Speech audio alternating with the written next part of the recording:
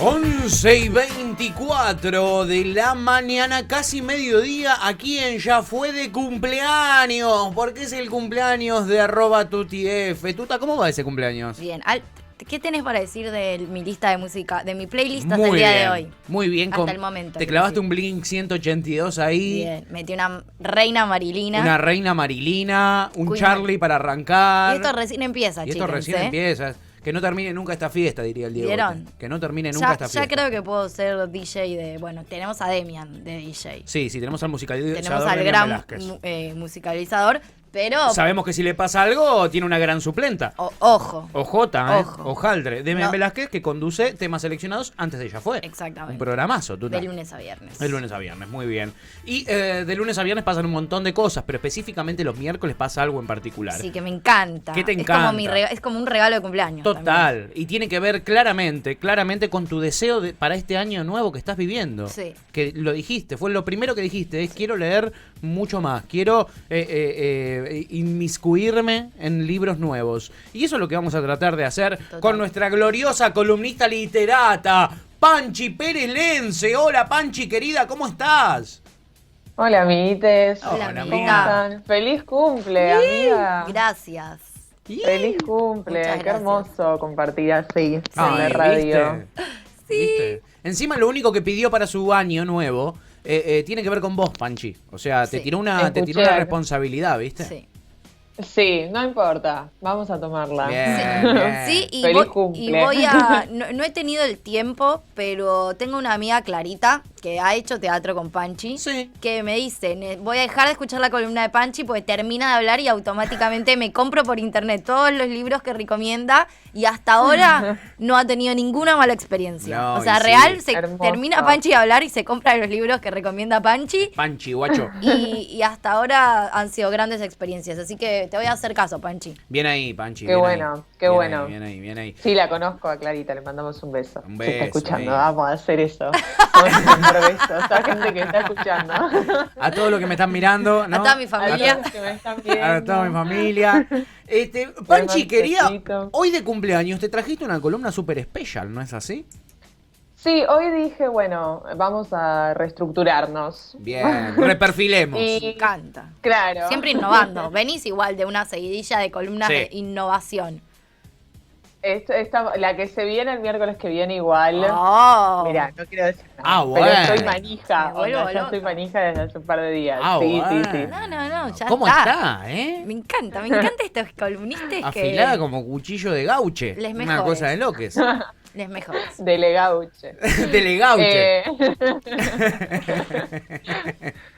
Bueno, sí, hoy tenemos una entrevista porque me parecía un poco lo que hablábamos la primera columna, ya lejos y hace tiempo, cuando hablamos un poco de esta cosa de bancar las editoriales independientes y de poder gestionar una red entre los editores y los escritores, más que nada de acá del conurbano.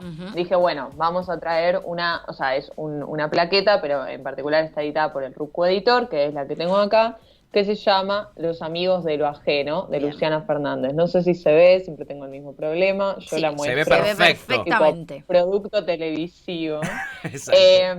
Esta plaqueta forma parte de la colección de Yabú. El Ruco Editor es una editorial que tiene su sede en Banfield y que se la pasa publicando plaquetas así de escritores contemporáneos, algunas que participan de slams, otros que asisten al espacio, porque aparte de ser una editorial, tiene el espacio en el mismo lugar, que se llama Espacio Asterisco, en el cual hacían ahora están haciendo un par de actividades, pero cuando estábamos sin cuarentena, hacían un montón de actividades los viernes, los sábados, a veces los domingos, durante la semana, dictaban talleres, es un espacio bastante piola para acercarse.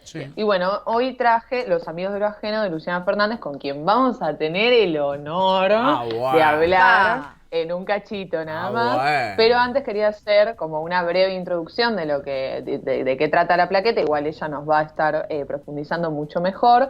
Pero la quería traer porque vieron que venimos hablando, excepto la columna pasada, veníamos de libros en los cuales lo autobiográfico funcionaba mucho como la fuente para escribir. Y estuvimos hablando como lo distinto que podía ser lo autobiográfico. Empezamos con Magali Echevarne, que lo toma de un lado, Sí. con Aurora Venturini, que lo toma de otro, con Coan, que Con no Coan. quiere ser autobiográfico. Sí. Y acá tenemos como una mezcla, podríamos decir, un lugar de cruce entre lo real y lo ficcional, porque Luciana reúne en 12 escritos, que la mayoría son diálogos, una radiografía y una cartografía del conurbano por medio de diálogos que ella va escuchando, que no sabemos si efectivamente los va escuchando, pero que pareciera ser que sí, por eso digo que es una mezcla o un cruce, de diálogos de gente en paradas de colectivo, en el tren.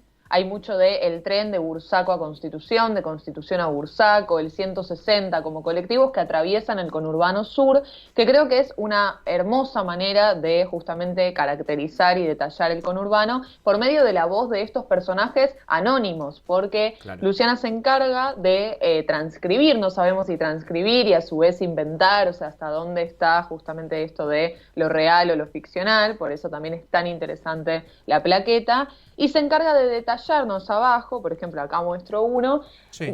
se encarga de detallar abajo quiénes fueron los que participaron de la conversación. Entonces, por ejemplo, son niños que conversan en una clase de pintura. Okay. Pero nunca esos niños o esas personas, esas mujeres, esos hombres que hablan tienen un nombre. Digo, podría ser un niño de Lomas de Zamora o un niño de Avellaneda. Es una cuestión medio de generalizar, ¿no? Como de generar una radiografía que podría estar dándose en cualquier lugar del conurbano, Claro. ¿no? Y nos genera justamente esta imagen de niños conversando, de mujeres esperando un colectivo, hay mucho en la plaqueta de la presencia, justamente porque en ese momento estaba como presidente Macri, Sí. entonces hay manifestaciones, entonces es la descripción de mujeres que hablan sobre manifestaciones, está también presente el cambio del nombre de la estación Avellaneda por la estación Darío y Maxi, entonces Sí. también todo un relato alrededor de eso, de todas cosas que escuchó, no sabemos si sí o no, pero no importa, medio como eso lo podemos dejar Sí. al azar, no importa si lo escuchó, lo importante es cómo lo logra articular en los transportes y en la calle, que creo que es esto, ¿no? De vuelta reiteramos el tema de la mirada encendida en lo cotidiano, ¿no? Claro. Esa cosa de no tener que irnos mucho más allá de lo que nos acontece alrededor y estar atentos a lo que pasa a nuestro alrededor, a lo que pasa acá cerca nuestro. Bien. Claro. La plaqueta tiene 12, yo creo que ya lo dije, pero lo repito por las dudas, tiene 12 escritos y hay 2 que son más extensos, que no son diálogos, uno en el cual describe un cumpleaños de una fiesta sorpresa a un hombre de 60 años, que es hermoso, es bellísimo ese relato, ahí es más un relato, y otro en el cual hay algo medio, ahí sí, ficcional, en el cual de repente en la calle aparece una caja que no se sabe qué tiene y todo el mundo empieza a idolatrar y a pedirle cosas a esa caja, digo, una Sí. especie de dios se transforma y bueno, y van pasando cosas alrededor. Pero excepto esos 2, la plaqueta está estructurada así, con pequeños fragmentos de diálogos. Sí. Y bueno, hoy quería hablar con ella, no sé si ya me tildé de vuelta, ¿no, chico? Pero te escuchamos divinamente. Se ve igual, ¿eh? Se ve. Siempre, se ve. además, Ok. amo siempre cómo te tildás. Es como... Sí, es algo exclusivo Nunca- casi de tu columna, Panchi, querida. Sí. Nunca para una selfie, nunca para subir a Instagram ese fragmento. Siempre se te cuelga con un ojo medio abierto, el otro justo medio cerrado, ¿viste? Es como... Medio como de perfil, como que, ¿qué hace, señora? Hay mala ¿Qué leche de la quiere? producción, digámoslo, es el momento de denunciarlo, Panchi. Acá está Lu, me aparece Lu. Buenas. Así que acá estamos. ¡Ey! Ya está, Esa. nuestra entrevistada, presentala, Panchi, como debe ser. Acá está Lu Fernández, de quien estábamos hablando, justamente escritora de Los Amigos de lo Ajeno, y hoy vamos a estar hablando un poco de la plaqueta y de otras cositas que ella hace y que son todas muy hermosas. Ay, qué lindo. Lu, ¿cómo estás? Hola Panchi, buen día, ¿cómo andan todos? Con Mirta Legrand.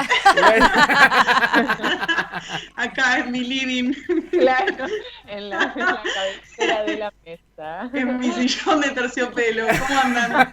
Muy bien. Muy ¿Cómo bien. estás? Bien, muy bien, muy bien. Bueno, estábamos hablando un poco de Los Amigos de lo Ajeno. ¿Nos querés comentar cómo fue la publicación, cómo fue el momento de escritura? Algo de eso. Dale. Bueno, Los Amigos del Ojeno es una plaquetita que, como con todo Panchi antes, publicamos con les amigues del Rucu Editor, la editorial de Banfield. Lo publicamos en 2018, pero en realidad eran textos que yo venía recapitulando desde el 2016 y que continué aproximadamente hasta el año pasado. Bien. Está más que claro por qué no continué este año anotando conversaciones ajenas de lugares públicos, pues no existen lugares públicos. Claro. ¿Qué es eso? ¿Qué es eso? ¿Qué es un lugar ¿Qué público? es un lugar público? Claro, claro. Se llaman lugares prohibidos ahora, no públicos. Exacto. Se le cambió. Exacto, es la nueva normalidad. Yo frecuentaba Espacio Asterisco, había ido alguna que otra vez y nos conocimos con los editores en una jam de poesía que escucharon justamente una de estas conversaciones que leí y me contactaron al día siguiente preguntándome si tenía más. ¿Con qué tanta frecuencia escuchas conversaciones tenía un archivo, ajenas? básicamente. Claro, claro.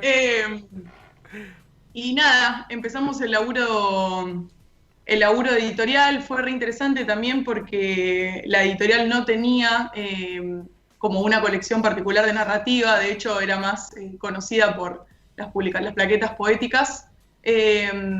También escribo poesía, pero hace rato que me identifico muchísimo más con la parte narrativa, así que para mí fue una re alegría que me propusieran editar eso, y además porque la verdad sentía que era como soy súper volátil y me cuesta un montón concentrarme en un proyecto, como cerrar una idea, y esto era algo que hacía como compulsivamente y que de lo cual tenía muchísimo material para trabajar, sí. Y que además englobaba una idea muy particular, por lo que nada, en ese sentido como que la edición fue súper simple. Después que fue más idea de Facu, que seguramente está escuchando, que fue mi editor, Facu Kishimoto, que le mando un beso enorme porque obviamente todos queremos hacer esto en la radio. ¿Qué se pensaron que no lo iba a hacer? ¿Qué te pensaba? Claro. Ya lo hizo Panchi, no lo vas a hacer vos. Mandar besos. ¿Cómo se dice esto? Bueno, Facu quiso incluir estos dos textos que vos mencionaste recién antes de llamarme, que no son exclusivamente conversaciones, pero que sí igual sigue teniendo como escenario la calle, el lugar público, como esta escena cotidiana de la que también hablabas, solamente que en otro formato no existe esta situación diálogo, sino que, bueno, uno es absolutamente ficción, de hecho es medio fantasioso, que es el cuento de la caja, sí. Que se llama Humanos, y el otro es una crónica, en realidad, que también es algo que suelo escribir, tengo también acumulada. Este es un guiño para cualquier editorial que esté escuchando. Sí, guiño, guiño. Tengo crónicas acumuladas de muchos años también. Yo laburo en caterings hace 8 años, sí. Y suelo anotar cuando vuelvo de algún evento que me haya llamado la atención, una especie de crónica, y en particular esta crónica fue como muy extensa y fue un evento muy particular. Uh-huh. Y es la única así en la que, digamos, mi voz es la voz vivencial del asunto, es decir, mi mirada es la que cuenta la historia. Sí. En el resto yo me mantengo lo más ajena posible a eso. Eso te iba a preguntar, algo como de ser intrusa en la calle hay en el hecho de reproducir diálogos. ¿Cómo lo articulás?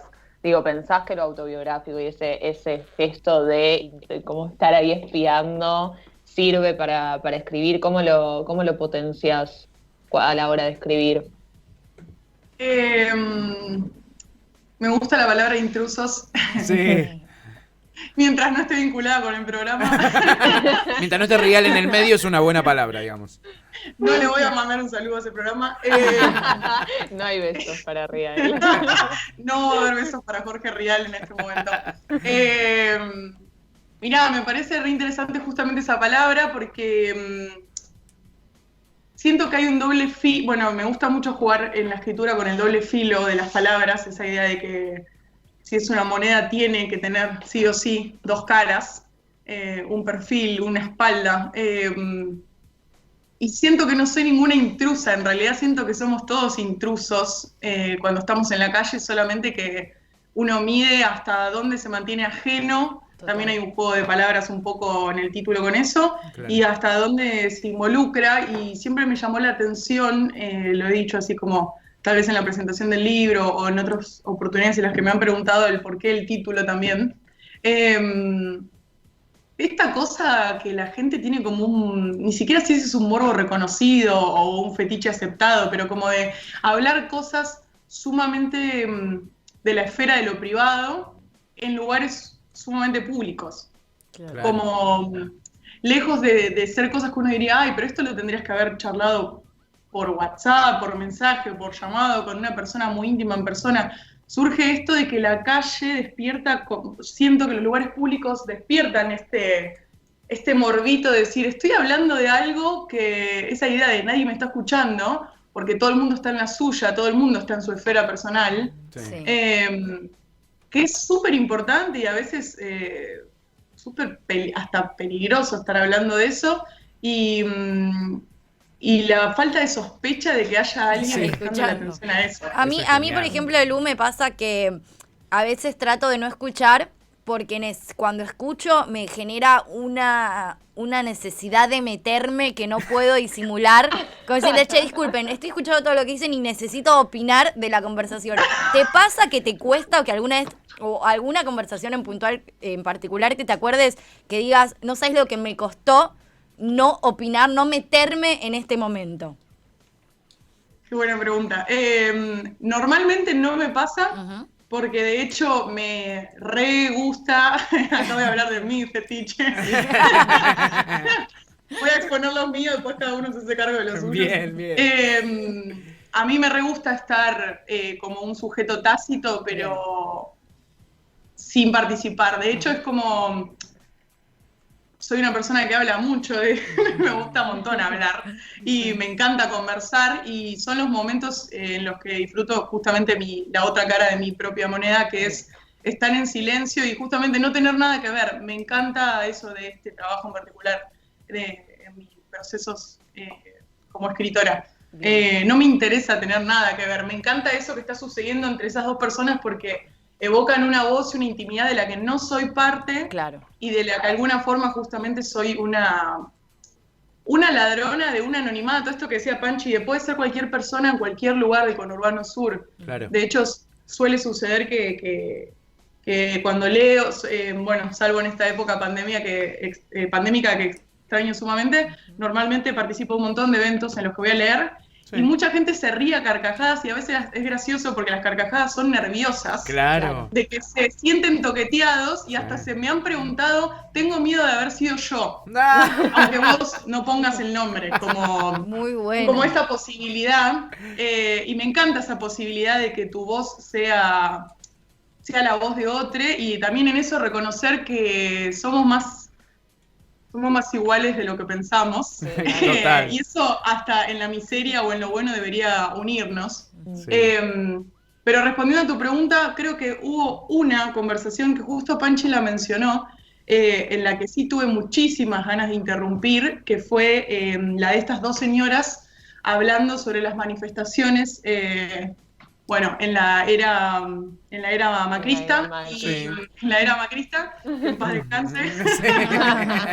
y que se quede ahí. Y me pasó que particularmente sentí ganas de participar porque estaba muy asqueada y muy dolida por la conversación que estaban teniendo. Primero porque fue en un lugar público para otras personas, pero súper íntimo para mí, y esa fue la primera vez que me pasó. Sí. Normalmente los espacios no son de mi ambiente personal, y en este caso las señoras estaban hablando en el Museo de Bursaco. Bueno, para el que no sabe, Bursaco tiene un museo de bellas artes que funciona hace más de 35 años. Sí. El museo es de mi familia, yo crecí ahí.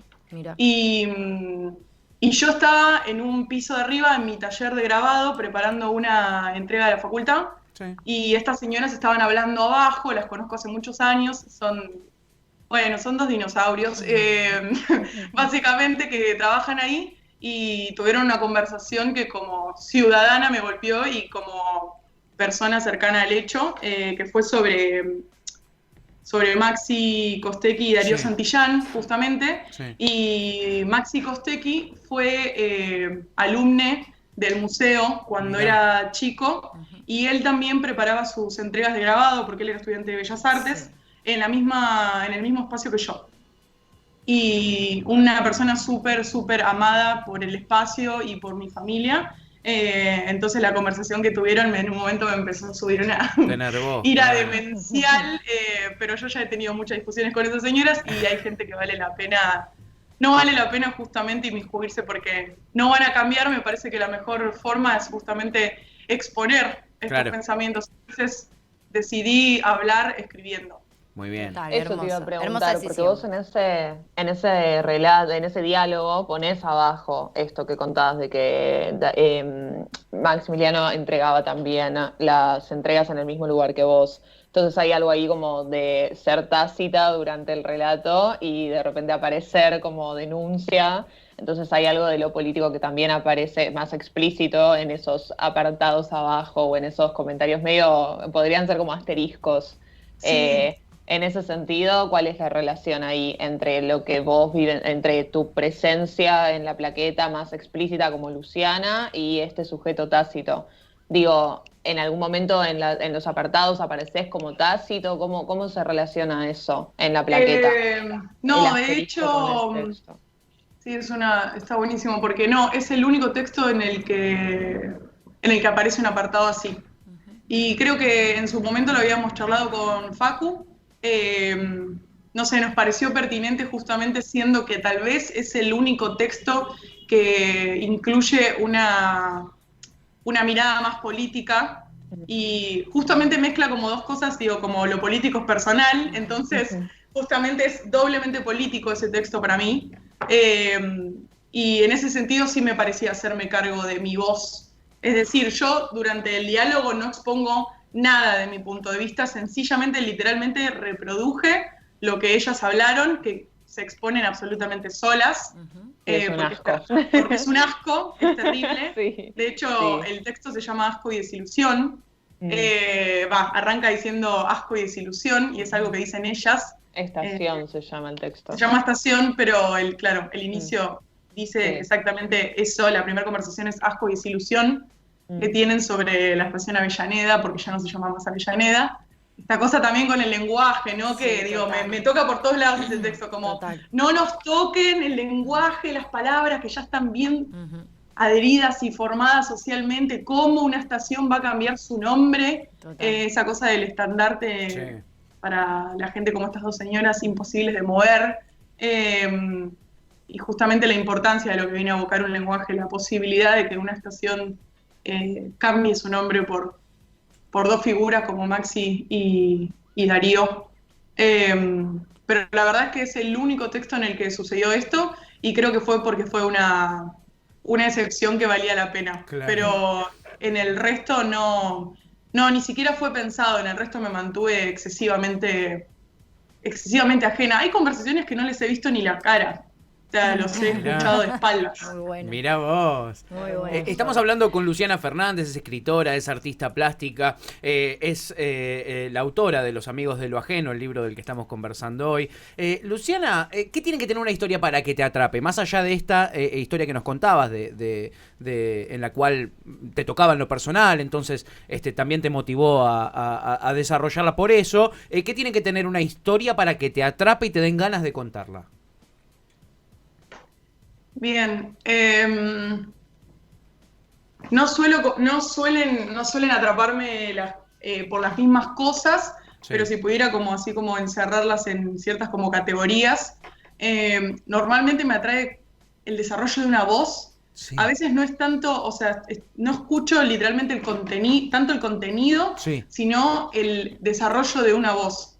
Es decir, cuando la formación de una voz es tan fuerte que no importa lo que esté diciendo, va a funcionar siempre. Es decir, yo podría haber entrado a la mitad de la conversación, casi al final, al principio, e igual funciona. Es como cuando el terreno de una conversación ya está dado desde el personaje, no desde el contenido. Claro. Y muchas veces es al revés. Literalmente es una frase que funciona como un puntapié que como se me para la oreja como...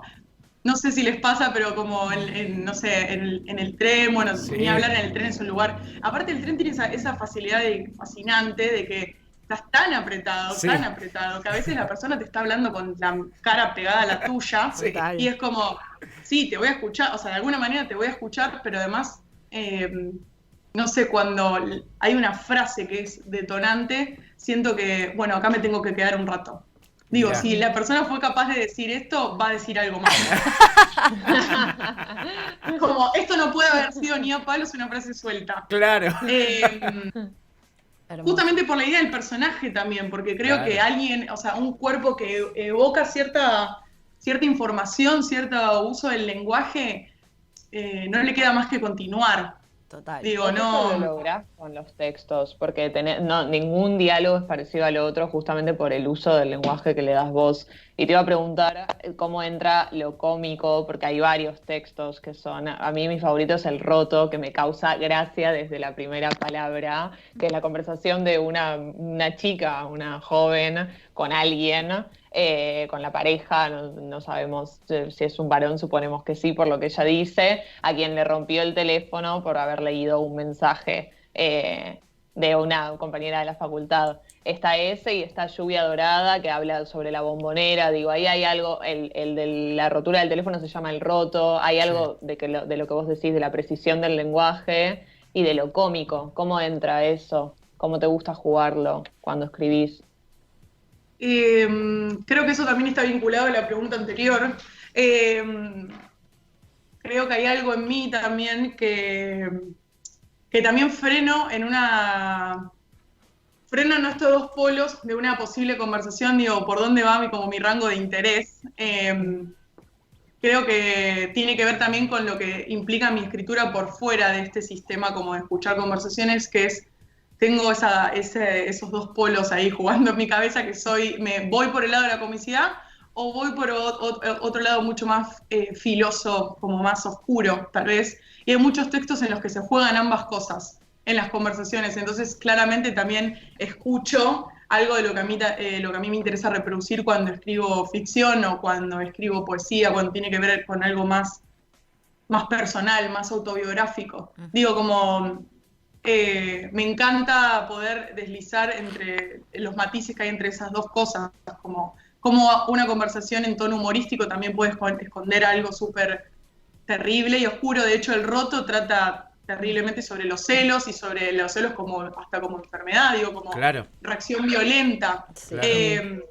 Con ese texto me pasó algo muy particular y que me sigue divirtiendo. Lo lamento por la chica que lo hizo, pero yo me morí de risa cuando recibí ese mensaje. Yo lo subí a Facebook. En esa época yo subía todas estas conversaciones a Facebook. Sí. Por eso ahí también la gente las empezó a leer y como surgió esta cosa también de que me pareció hermosa, que fue la primera vez que entendí como la posibilidad de alguna página de internet, a diferencia de los libros, aunque soy oficialista de los libros y los amo, que en Facebook vos pones esto y alguien puede reaccionar a eso. Claro. Mi libro, vos, no sé, lo compra Panchi, es algo que ella se decida a escribirme, a decirme, che, tu texto tal me generó tal cosa, yo no voy a enterarme qué sucedió con los lectores. Claro. Y Facebook tiene esa evolución instantánea que además tiene en las redes de, lo primero que pienso te lo digo, esa cosa que a veces es muy peligrosa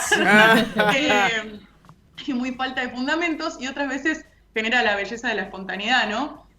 Cuando subí ese texto, una chica se enojó y me escribió en el texto y me escribió por privado diciéndome que era pésimo que yo esté como ensalzando la idea de que tener esa gravedad para con los celos estaba bien. Mirá. Y fue gracioso porque le dije, pero ¿en qué momento del texto yo digo, aguante los celos, rompele el teléfono a tu novio? Y me dice, no, pero si vos, como esa cosa de si vos lo tomaste, es una cosa como la de estar de acuerdo. Claro. Como un acuerdo con eso que vos rescataste de que si te representa. Y me llamó la atención el no poder considerar que me representaba desde lo opuesto. Claro. Como desde la contradicción, digo, como qué mejor forma de exponer algo que desde lo opuesto. Digo, lo que lo deja más en evidencia. Y le expliqué y se sintió medio mal y después me dijo, no, sí, tenés razón, no lo había pensado porque me pareció como un montón. Y yo le dije, a mí esa conversación me causó mucha gracia. Es de las que más increíble me pareció haber podido escuchar. Es fantástica. Lo recomiendo un montón, ese relato es fantástico. La chica estaba subida justamente a un estado. que es cuando se generan los mejores diálogos, ¿no? Cuando el cuerpo justamente hay una emoción que está moviendo un estado que es la que pone al habla a circular. Digo, pero nada, bueno, ese fue una anécdota graciosa porque estaba re caliente. Y ahora, Lu, en cuarentena, ¿cómo viene la escritura? ¿Estás haciendo algo? También, aparte de sos artista plástica, ahí hay una beta de la que no hablamos. ¿Nos querés comentar cómo está siendo el proceso creativo, por así decirle, durante el encierro? ¿Cómo afectó? ¿Qué modificaciones tuvo? Iba a decir obviamente, pero bueno, capaz para otras personas no. Por lo menos, obviamente para mí, está siendo... Me iba a decir difícil, pero no sé si es difícil, es raro. Diferente. Como al principio de la cuarentena, cuando teníamos esa idea súper ingenua y preciosa de que iba a ser 15, 20 días y nos parecía la muerte, que estábamos todos como en esa especie de vacación, medio cumple raro, eterno en loop, de que el día era larguísimo y hacíamos cualquier cosa. Me agarró como una especie de verborragia de me tengo que poner a producir, como, bueno, esta cosa que tenemos mucho es de, ahora tengo tiempo, ahora estoy en mi casa, no tengo que salir corriendo a hacer esto, aquello, y tengo la obligación de usar este tiempo creativa y productivamente, lo cual obviamente es una cagada porque es una presión innecesaria y pésima. La de la productividad, yo lamentablemente la tengo, la controlo, pero como que necesito estar haciendo algo todo el tiempo, si no es como mi humor cae en picada. Y escribí muy poco, pero sí puedo decir que disfruto que las veces que escribí fueron veces como pocas, pero muy satisfactorias, como el justamente no haberme esforzado en sentarme, sí, a ver, claramente uso la escritura como un ejercicio, escribo cosas, mismo por parte de la docencia, como del estar haciendo talleres, todo el tiempo estoy escribiendo cosas que quedan, que se borran, que las agarro más adelante, que tal vez no considero como un texto, un producto, ¿no? Claro. Como algo terminado, pero... Claro. Las veces que escribí fueron por impulsos muy fuertes, como muy fuertes, y me hizo muy feliz, porque fue como momento justamente en el que el cuerpo entró en un estado, en el que salió de esta cosa estática, que por lo menos a mí me está pasando y me está matando, del no poder generar movimiento, esto de, no sé, a mí no recibir estímulos de los estímulos que movieron los amigos del ajeno, por ejemplo, que es estar en la calle, es ir a eventos, ir a lugares, no sé, Los Amigos de la Fe no tiene un texto que es hasta en la casa de depilación. Claro. Sí. No me puedo ni ir a depilar. O sea, lo digo públicamente, ¿no? Claro, me claro. A depilar. Y no soy la única. Nada, y a mí eso me parece terrible, a veces me genera mucha ansiedad. Yo necesito escarbar todo eso, necesito que el estímulo me venga, no estar todo el tiempo en la búsqueda de, Claro. estar atento, estar atenta y permeable a la situación en ese estado de alerta es una forma de búsqueda, pero un poco más pasiva, como medio como de animal a punto de cazar, como Claro. bueno, Total. soy consciente de que en esta sabana que es el conurbano bonaerense hay presas, yo estoy atenta, se acerca uno y le pego una mordida. Como no salgo a querer comer de una, claro. Y me encanta que eso suceda, digo, que llegue, y acá no llega nada, digo, no se explota información contra la ventana de mi comedor, claro. Y eso me hizo escribir muy poco. También siento que lamentablemente estoy pasando como mucho tiempo en las redes, que es como la nueva, a veces me agobia terriblemente y quiero tirar el celular por la ventana, como que digo, estoy como en un lugar que es Instagram, internet, no sé, como con la vista ahí, como que creyendo también que estoy vinculándome con gente y al mismo tiempo yo soy, no sé, muy presencial y eso me lo siento como un castigo a veces, como no quiero hablar más con... O sea, sí quiero porque sé que es la única opción, pero al mismo tiempo no quiero quiero cuerpos, quiero voces, justamente, quiero gestos, quiero ver de dónde sale eso. No sé, yo leyendo en una conversación de WhatsApp no distingo nada. No, claro. No. Si me estás sonriendo, si estás siendo irónico, el tono, la voz, el cuerpo, como que todo lo que a mí me interesa está como suspendido. Sí, escondido. Y estás dando... Ah, perdón, Patón. No, nada. Nos entusiasmamos. Nos entusiasmamos. Decile, Panchi, decile. Iba a preguntar sobre los talleres que nombraste y te iba a preguntar también que estás dando taller, cómo se pueden contactar con vos, cómo está haciendo la modalidad virtual, que digo también es una nueva manera de la docencia, o por lo menos una manera no tan nueva, pero sí que estamos experimentando ahora. Sí, para mí es totalmente nueva. Igual, de hecho me costó un montón al principio. Los primeros días de la cuarentena frené. En realidad frené porque obviamente como la mayoría no trabajaba por videollamada, mi taller era individual y presencial, era en mi casa. Hay un montón de actividades para las que yo contaba con la presencialidad, digo, hasta de movernos en el ambiente, ir a hacer una cosa, no sé, me acuerdo que hasta pedí un ejercicio para el que nos íbamos a la plaza, que era un día que organizábamos y nos íbamos a la plaza, hasta subirnos al tren. Digo, entonces hay cosas que se me limitaron zarpado, claro. Y al principio me dieron como un pánico bastante grande, después nada, ante el pánico hay que reaccionar porque el alquiler se paga igual. Total. Sí, no le puedo decir a la inmobiliaria. No, olvídate. Che, entré en pánico, discúlpame. Capaz que te pago dentro de 2 meses. Dame unos meses que salgo del pánico y te... No la veo, Vos, Juan Pablo, vas a entender que tengo un ataque de angustia y que te voy a pagar en agua. Se me cante los huevos. No, la verdad es que al principio me asustó bastante, después terminó funcionando re bien. Estoy con un montón de alumnos. Lo que sí estoy solo, o sea, condensé bastante mi trabajo porque en realidad normalmente trabajo con adultos y con niñas. Es más, hace muchos años que trabajo muchísimo más con niños que con adultos. Mira. Con adultos empecé a trabajar recién el año pasado, que para mí fue todo un desafío, era algo también a lo que le tenía como cagazo. Obviamente por la zona de confort de que a clases con niñas doy desde que tengo 18 años, entonces es como el terreno donde me siento en la mía, solamente faltaba descifrar que podía estar en la mía en otro terreno más, Claro. pero bueno, los miedos son así. Y ahora no estoy dando clases a niñas, excepto a una niña que fue como una particularidad, pero no me da sinceramente la capacidad imaginativa, creativa y mental. Es muy difícil mantener con un niño una clase del otro lado de la pantalla, sobre todo porque con ellos doy clases de plástica, ahí laburo como en mi otro rubro, y tenía un grupo de adolescentes que también venían a casa, con las que también tuve que un poco frenar, así que ahora estoy solo con adultos. Me pueden contactar por el Instagram,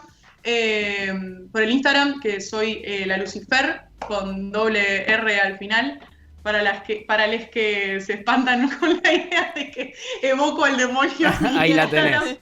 Es sencillamente la combinación de mi nombre y mi apellido. Estoy haciendo como honores a Satán. Bien. Me pueden escribir por inbox por ahí y paso toda la información. Las clases son, como dije antes, individuales, es una vez a la semana el encuentro y después trabajamos por mail.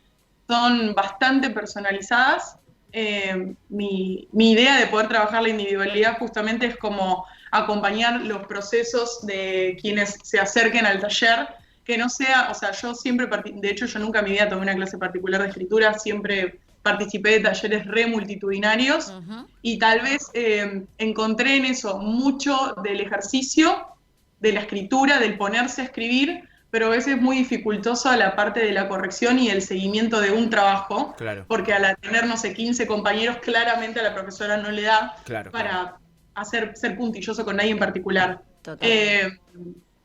Obvio que las cosas grupales generan otras dinámicas y creo que también la individualidad genera una confianza y una intimidad que es re interesante a la hora de poder desarrollarse, porque escribir es un acto de un montón de intimidad y sentirse en confianza y poder desempolvar trabajos y proyectos con alguien y poder trabajarlos a la par, este año me dio muchísima satisfacción. Qué bueno, Hermoso. qué bueno. Y para... Sí.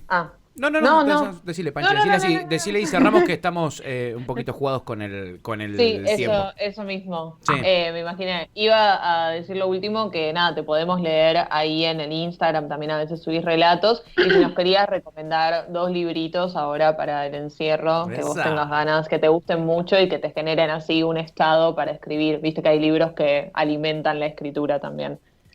Quiero hacer esta aclaración a quienes quieran conseguir la plaqueta. Sí. Se pueden comunicar directamente con el Instagram del Ruku Editor, que ellos se encargan como de hacerla llegar a donde sea. Y si son de Capital, justo esta semana todos los ejemplares de las publicaciones del Ruku fueron a la librería Luz Artificial, que también la pueden buscar en Instagram, que tal vez es un punto, además, que vale la pena conocer, para conocer a un montón de otros autores. Pero bueno, que justo están todos los libritos nuevitos esperando para que la gente de Capital, para que el conurbano toquetee la Capital. Que nosotros nos la pasamos yendo a Capital. Y, claro, ellos no vienen. Para que se mixture un poco. Y libros que me gustaría recomendar. Bueno, últimamente, o sea, en lo que va de la cuarentena, leí una guasada de poesía, sin mucha explicación, pero me la pasé leyendo poesía. Si puedo recomendar algún libro de poesía, recomendaría a Verónica Yatá. Sí. Es una poeta que descubrí hace no tanto tiempo y de la que estoy absolutamente fascinada. Verónica Yatá es porteña, si no me equivoco, de Buenos Aires, una piba re joven. Da talleres de escritura, de hecho, también. Y tiene un libro que se llama Piedra Grande sin labrar. Es un libro cortito, hermoso, pero es un hachazo en la cabeza. Es un acercamiento a la belleza muy limado. O sea, sí, recomiendo esta sensación. Yo me lo desayuné en una mañana, me levanté temprano y lo terminé al mediodía y no pude hacer más que quedarme boca arriba mirando el sol. Te deja una plenitud muy, muy loca, como me llevó a un estado muy hermoso. Hermoso. Alguien que nada que ver, pero que lo recomiendo absolutamente siempre, es Escribir no es importante, de Vicente Luis. Es otro libro de poesía que esta temporada cuarentenosa me está acompañando un montón. Mucho más ácido, más filoso, Vicente Luis. Y si puedo recomendar una novela, así que diga... Sí, obvio, ¿cómo no vas a poder? No soy muy tanto de leer novelas, leo más cuento y poesía, pero cuando leo una novela es porque algo de la novela me llamó muchísimo la atención. ¿Cómo se llama? Se me fue, acaba de ir el nombre. De Amélie Nothomb, Metafísica de los tubos. Yo la estoy leyendo en este momento, Mirá. La amo absolutamente. Ay, amo. Mirá vos. Sí. Bueno, pero es algo que da para 1.000 millones de otras columnas. Lu, mil gracias, Panchi, también. Un espectáculo, Hermoso, muchas ganas de leer todas esas cosas. Seguramente ahora todos vamos a estar mucho más atentos y atentes a las conversaciones. Voy a estar chusmeando a lo loco, así te lo digo. Voy a estar chusmeando a lo loco. Te vamos a mandar material. Sí. Así que 1.000 gracias a las dos y nos estamos encontrando el próximo miércoles, Panchi. Chau, amiguitos. Gracias por la invitación. Por favor. A vos, Lu. Chau, gracias por todo. Chau, Feliz Panchi. cumple, Tuti. Gracias. ¡Feliz cumple! Gracias. Chau. Gracias. Luciana Fernández, escritora, artista plástica, autora de Los Amigos de lo Ajeno, no se lo pueden perder. Espectacular. Espectacular librazo que saca ese chusma que tenemos todos adentro. Sí, porfa. Una cosa de locos. Vamos con un temazo cumpleañero. Mis favorites en Los el mundo escarabajos. entero.